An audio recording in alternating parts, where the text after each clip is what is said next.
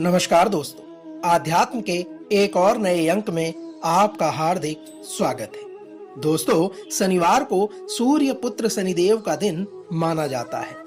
इस दिन लोग शनिदेव की पूजा व अर्चना बड़ी ही आस्था के साथ करते हैं।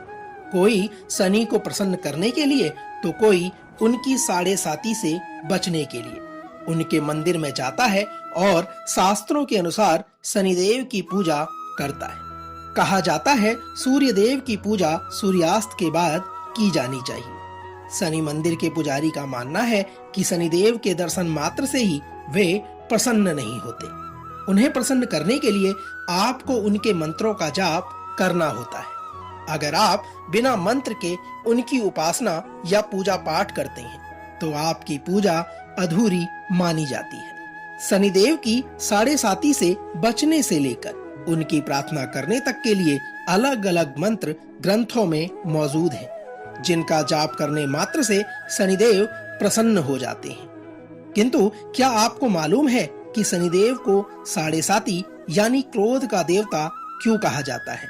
आज के इस अंक में हम इसी से जुड़ी एक पौराणिक कथा का वर्णन आपके बीच में करने जा रहे हैं कि शनिदेव को साढ़े साती यानी क्रोध का देवता क्यों माना जाता है।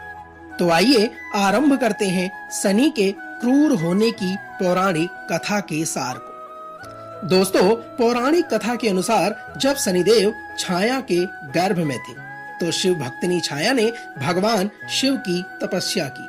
भगवान शिव की भक्ति में वह इतनी लीन थी कि उन्हें अपने खाने पीने तक का ख्याल भी नहीं रहता था। अपने को इतना तपाया कि गर्भ के बच्चे पर भी तप का परिणाम हुआ और छाया के भूखे प्यासे धूप गर्मी में तपन से गर्भ में ही शनि का रंग काला हो गया। जब शनि का जन्म हुआ तो सूर्यदेव शनि को काले रंग का देखकर हैरान हो गए। उन्हें छाया पर शक हुआ। उन्होंने छाया का अपमान कर डाला और कहा कि यह मेरा बेटा नहीं है। शनिदेव के अंदर जन्म से ही माँ की तपस्या शक्ति का बल था। उन्होंने देखा कि मेरे पिता माँ का अपमान कर रहे हैं और क्रूर दृष्टि से उन्होंने अपनी पिता की ओर देखा तो पिता की पूरी देह भी पूरा काले रंग में रंग गई। घोड़ों की चाल रुक गई और रथ आगे नहीं चल सका। सूर्यदेव ने परेशान होकर तब भगवान शिवजी को पुकारा। तब शिवजी ने सूर्यदेव को सलाह दी कि आप पर नारी व पुत्र दोनों की अपमान का दोष लगा है। इस बात को जानकर सूर्यदेव ने अपनी गलती की क्षमा मांगी और तब जाकर उनके घोड़ों को गति प्रदान हुई।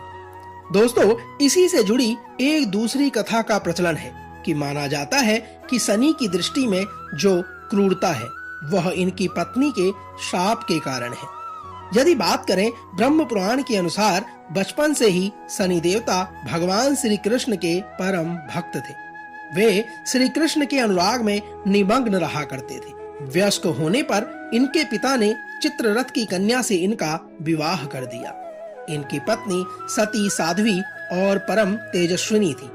एक रात वे ऋतु स्नान करके पुत्र प्राप्ति की इच्छा से इनके पास जा पहुंची, पर भगवान शनिदेव श्री कृष्ण के ध्यान में निमग्न थे। इन्हें संसार की सुधि ही नहीं थी। पत्नी प्रतीक्षा करके थक गई। उसका ऋतुकाल निष्फल हो गया, इसलिए उसने क्रुद्ध होकर शनिदेव को श्राप दे दिया कि आज से जिसे तुम देख लोगे वह नष्ट हो जाएगा। दोस्तों, आइए जानते हैं शनि की साढ़े साती से बचने के लिए किन मंत्रों का उच्चारण करें। मंत्र इस प्रकार हैं: ओम त्र्यंबकम यजामहे सुगंधिम पुष्टिवर्धनम उर्वारुकमिव बंधनाम मृत्युमोक्षी मामृतात्।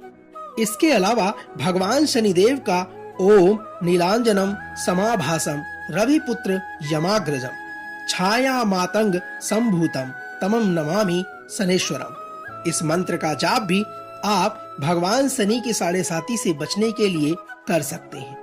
दोस्तों, कहते हैं खाली दिमाग शैतान का घर होता है। आप शैतानी सोच से यदि बचना चाहते हैं या आने वाले समय को सुखद बनाना चाहते हैं तो प्रत्येक शनिवार इन मंत्रों का जाप अवश्य करें। दोस्तों, तो यह तो थी भगवान शनिदेव से जुड़ी पौराणिक कथा, जिसमें हमने भगवान शनिदेव की साढ़े साती के पीछे की पौराणिक कथा का वर्णन आपके बीच में किया। कल एक और नए अंक के साथ फिर आपसे होगी मुलाकात। भगवान शनिदेव आपके सभी मनोरथ पूर्ण करें। इसी मंगल कामना के साथ जय शनिदेव।